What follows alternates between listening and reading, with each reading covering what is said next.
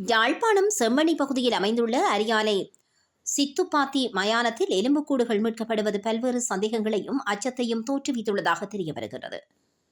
குறித்த மயானத்தில் நல்லூர் பிரதேச சபையினால் மின் தகன எரியூட்டு அமைப்பதற்கான பூர்வாங்க வேலைகள் முன்னெடுக்கப்பட்டுள்ளன. இதற்கமைய மயானத்திற்குள் கிடங்குகள் வெட்டிய போது இந்த எலும்புக்கூடுகள் வெளியில் தெரிந்ததாக தெரிய வருகிறது.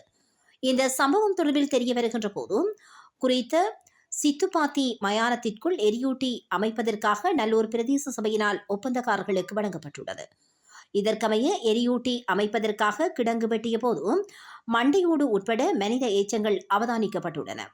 இதனை அடுத்து ஒப்பந்தக்காரனால் நல்லூர் பிரதேச சபைக்கு இவ்விடயம் தெரிவிக்கப்பட்டது. இதன் தொடர்ச்சியாக சம்பவ இடத்திற்கு வருகை தந்த பிரதேச சபை செயலாளர் உள்ளிட்ட தொழில்நுட்ப உத்தியோகத்தர்கள் மற்றும் சித்துப்பாத்தி மயான அபிவிருத்தி குழு உறுப்பினர்கள் பார்வையிட்டனர். இதனைத் தொடர்ந்து புனரமைப்பு பணிகளை இடைநிறுத்தாமல் தொடர்ந்தும் பணிகளை முன்னெடுக்குமாறு ஒப்பந்தக்காரர்களுக்கு வலியுறுத்தப்பட்டுள்ளது.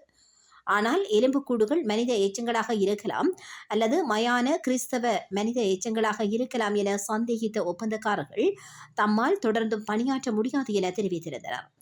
இதனை அடுத்து அந்த ஒப்பந்தத்தை இடைநிறுத்திய பிரதேச சபை செயலாளர் மயான அபிவிருத்தி சபையிடம் இதுகுறித்து தெரிவித்ததுடன் குறித்த ஒப்பந்தத்தின் தொடர்பணிகளை முன்னெடுக்குமாறு கேட்டுக் கொண்டுள்ளார்.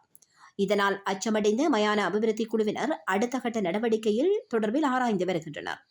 இதேவேளை அப்பகுதியில் 3 குழிகள் வெட்டப்பட்ட நிலையில் 2 குழிகளில் எலும்புக்கூட்டு எச்சங்கள் கண்டுபிடிக்கப்பட்ட காரணத்தினாலேயே ஒப்பந்தக்காரர் இந்த பணிகளை நிறுத்தியுள்ளனர்.